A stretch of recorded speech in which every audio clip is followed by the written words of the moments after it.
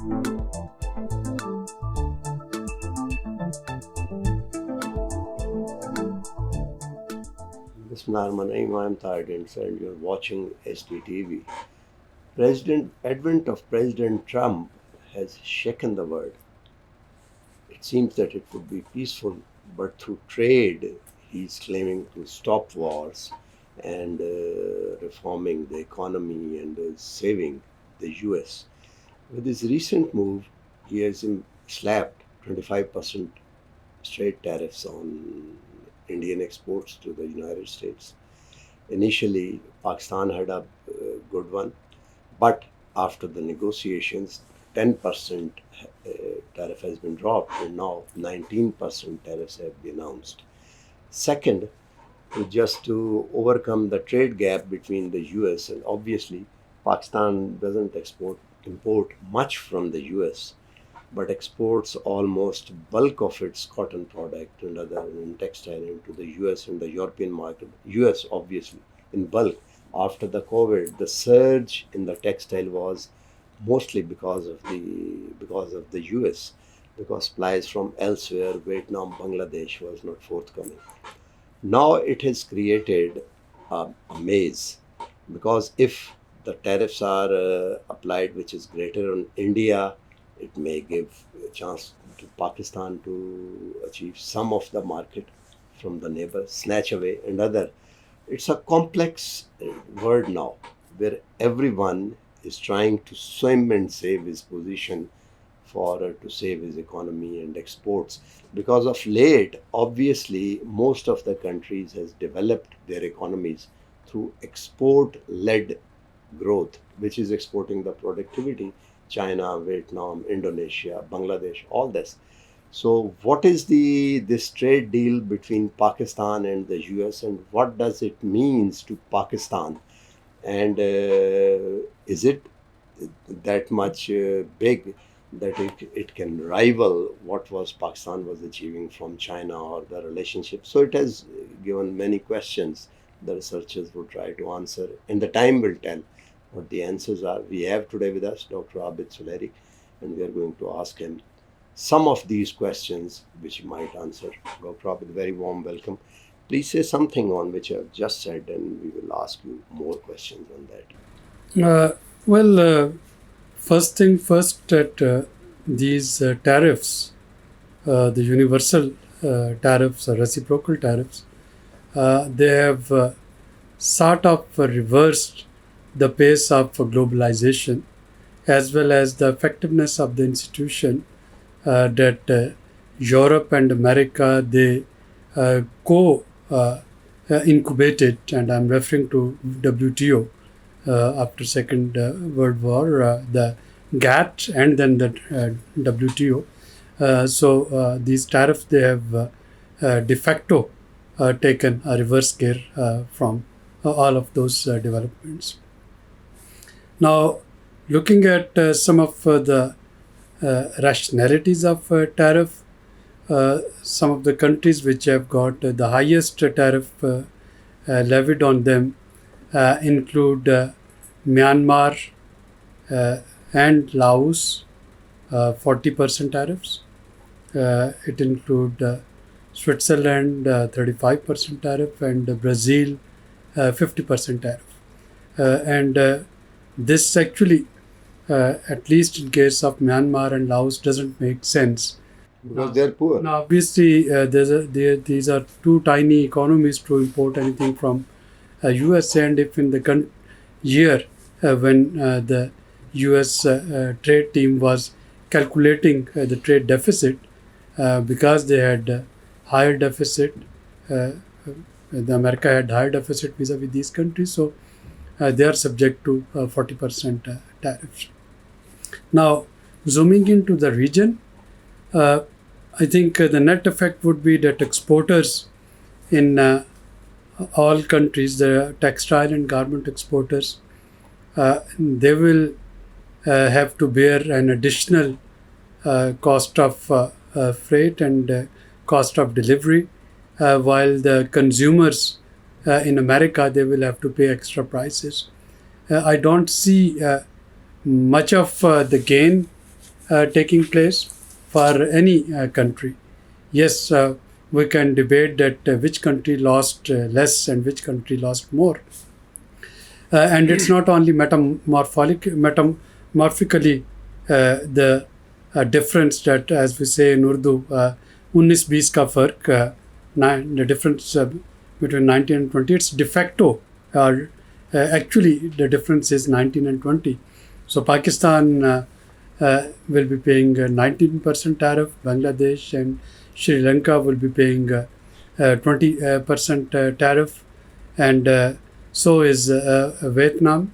Now, again, because now the tariff will be almost equal for everyone, we have to see that which country can make the most of other factors. So if tariff are constant for major these textile and garment exporters, so and if this is a constant variable, the other constant parameter, the other variables are energy, and it is your raw material, which is cotton, and it is value addition, whether these firms, they are part of any big branded item, big brands, or they are sending their products under the generic names or without any label.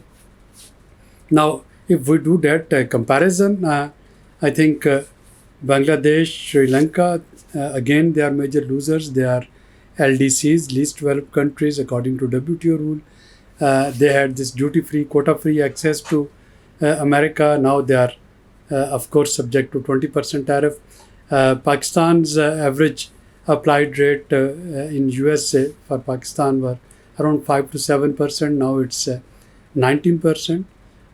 So our exporter will have to bear the cost. Bangladeshi and Sri Lankan exporters would have to bear the cost.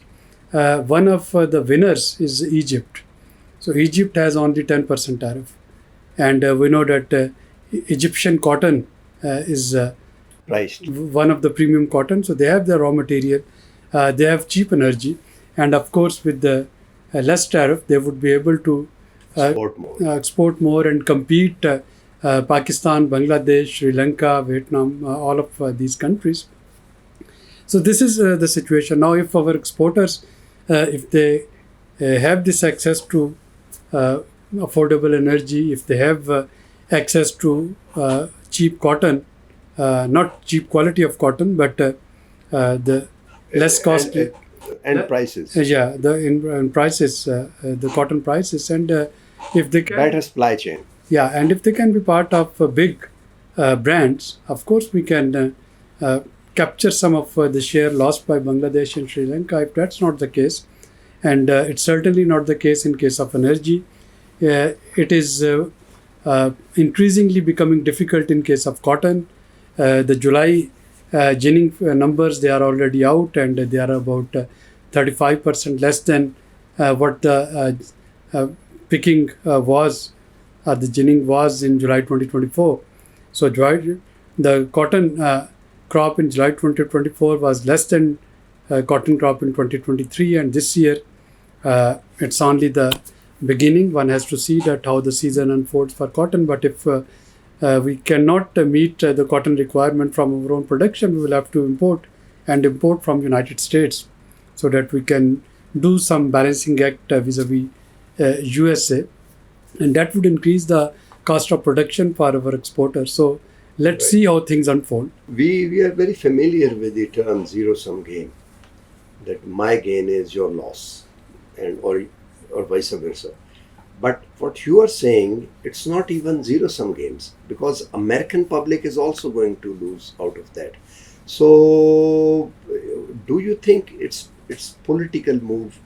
It's a war, because there is a very famous thing that the first Cold War was a military war, and because the nuclear threshold was there, so it was fought indirectly in Afghanistan, in Korea, in Vietnam, and elsewhere. We have seen, and that as a result, Soviet Union succumbed to that, and we see that end of the 89, the Berlin Wall and all that.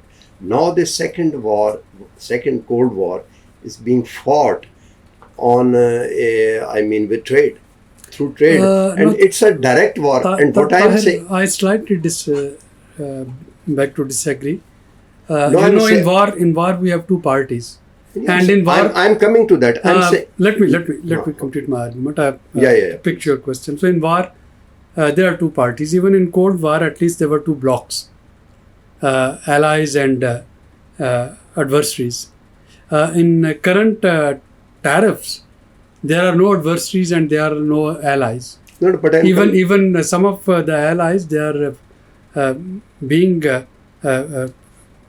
faced a more difficult tariff. Taiwan, for example. So Taiwan's whole existence is at stake. is based on U.S. support. Now Taiwan's tariff, they are much higher than India. They are much higher than Pakistan. They are much higher than Bangladesh, Sri But Lanka. they're They're quite close to what China is paying in this pause or in this truce period. Similarly, Canada, despite having this North American agreement, many of the products which are not part of this North American trade pact between Mexico, US, and Canada, they are subject to now 35% tariff.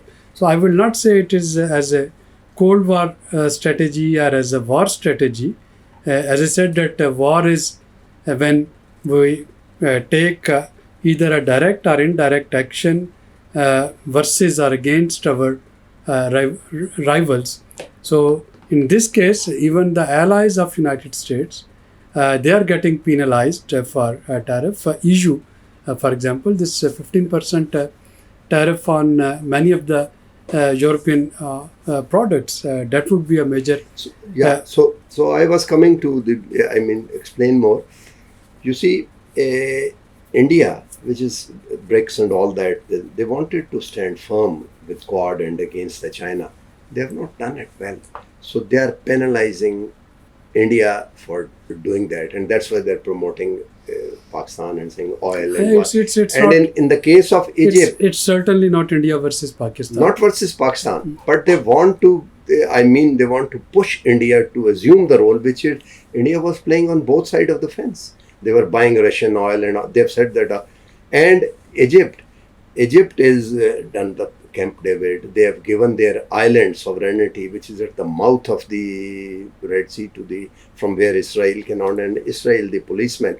So both seems that in one case they are trying to pull their partner to reform them, and in other case they are encouraging their partner who's in trouble to give an extra. So it seems that through Cold War, it seems as if it's a political decision. See, if it was a political decision, yes, the Deep state is doing behind element of politics is there, but again, the Cold War. politics. one cannot find this uniformity. That's what I was trying to explain to you, that Taiwan is aberration. the allies and rivals, One aberration. they are being treated Other don't matter. yeah, so they are being treated equally. They don't matter. So you can look at, for example, Brazil. Brazil or India, their ideological and their political position are almost similar. So Brazil has got 50% tariff. India is still 25% tariff. But Brazil was competing then. EU were also Airbus competing with the Boeing and all that. But now we are talking of EU is a rival. now we are talking of those countries which are playing on both sides of the Okay, cricket. then why he's doing it? I don't want to use the word stupid, but Yes, is it a silly thinking? This It's a wrong thinking is or necromancy. What is that? he is predictably unpredictable, No, and of course unpredictable. of course imposing 135% tariff on China and then bringing them down to 35, and then announcing a truce period which would yet be extended for another 2 months once the current phase is over. So that means that So Trump, what is the logic? Matlab, put yourself in, I don't know, you cannot, but put yourself in Trump's shoes. What do you think? You cannot. You may not. I'll prefer Not to. not to. Not to, but Yeah, but for thinking only. But as I said, that the U.S. administration, they have simply taken the trade deficit of countries or the trade surplus of countries against U.S. for last 3 years, they came up with a number, and on the basis of that number, they started doing some off-the-cuff calculation. For example, 39% in case of Pakistan, and then they actually negotiated, waited so that countries they could negotiate with the United States, and they came up with another revised set of numbers, which, as I said, in case of Laos and in case of Myanmar, doesn't make much sense. So one needs to understand, and one needs to try to see that this carrot and carrot policy, it's not sorry, a stick and stick policy where there is no carrot. First there is a bigger rod or stronger stick is then a smaller one or bigger shown, one. and then a smaller one is shown. But if you come to number, they negate all those things. This For is what I'm saying. That there is no. What I'm saying, what you're saying is that you see last year, on the 1st of January, that ended the year of snake started in China. They exported goods worth of 3.5 trillion US dollars. They imported $2.5 trillion. $1 trillion was their surplus. And in the same year that ends in October in the United States, 2 months before them, the United States exported what they imported. And they imported what they exported. Exactly $1 trillion, little more or less, was their deficit. Now, from Pakistan, we'll be importing oil from about, I have calculated, about $4 billion, $3 or $4 billion annually if it continues, not more than that. That will bridge the gap between trade and all that. India, which is a big country, 40, 50, $60 billion. If you club together the whole goods, still India and US bilateral trade is $140 billion. $40 billion. 140. 100. What I'm saying is the change would be $60 billion in US favor. It would jump with this tariff. So $64 billion. Taiwan, and you club together everything, still it is under $300 billion. $700 billion. They cannot. Impossible. They don't have the productivity, they don't have the workforce, they earn from manufacturing, they earn from the knowledge economy where the tech is, they have surpassed. I mean, it's a natural sunset. But that's not possible. Some even economists have thought wrong. That's why even the sane vices in the United States, they are opposing. It would be useless. It's peanut. The tariffs. What they are going to gain. Yes. And they are going to lose their friends. It's a lose-lose situation. It's a lose-lose situation. The trading partners will lose and US consumer will lose. US would lose also because ultimately all those, we have been told that the cascading terror is beneficial and all that. So obviously if the tariffs are high, ultimately investment in the US will go down in the long term. So once again, then what is the rational? What do you think? What they think is rational? Or it's a desperate remedy? I don't think it's a desperate remedy. I think it's an attempt to salvage, restore, quote unquote, the supremacy of bargaining and negotiation power of United States, and it's an attempt to push the world to a unipolar world again, where, as I told, as we discussed, that almost everyone would be a loser. And if my assessment is correct, I think China would be the net beneficiary of all this. All that. One small experience, which again, in the last few days, I was talking to someone who's close to a party which is preparing for privatization of the PIA. They said we need to invest $300 million into that. I said, on what? He said, buying new aircrafts. Then there are cheaper. He immediately jumped in, yes. Now we can, at least for the budget route, we can buy Chinese. Recently they have unveiled, because they have proved their prowess in technology in the 4-day war. Obviously. So the world is not coming back to, if once approved, obviously if they buy aircrafts for the budget routes, which are domestic or the close routes for India, Pakistan, or close routes, budget routes, Then in the next step, next 4 or 5 year, Airbus and Lockheed Martin, which is Boeing, would be major sufferer because they would buy. So closely, this empire, which was built for the last 2.5 centuries, it's slowly waning out. It's sunset. So I don't know. But if they're a researcher like you and we understand all that, then I think U.S. administration must understand that they are on the wrong path. And obviously, it's very difficult to. I just heard a quote that appeals a lot, and I quote it very much. They say you cannot see yourself in a picture if you are in the frame. So they are in the frame, they cannot see themselves, and the rest of the world is trying to guide them. I don't know what happens with this. We come to the end of the program. Bye for now.